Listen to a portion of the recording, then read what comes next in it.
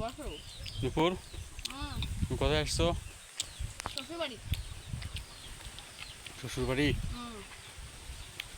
তুমি থাকো কোথায়? তুমি থাকো কোথায়? তাহারপুর। আর শ্বশুর বাড়ি এটা কোন জায়গা? এটা বদপাড়া। এই যে আমাদের খেতে ধান হচ্ছে তো, হুম, তাই ধান দিতেছি। ধান নিতে আসছো? আর সে এই যে আমার মুড়ি খেতে লাগছে সে। খিদে লেগে গেছে যে, তাই জন্যে কাঁচামরিচ, চানাচুর, বাড়ির ভাজা মুড়ি আর খাঁটি সর্ষের তেল দিয়ে মাখায় খাচ্ছি তো সেই স্বাদ। সেই স্বাদ। এই ইট কারে?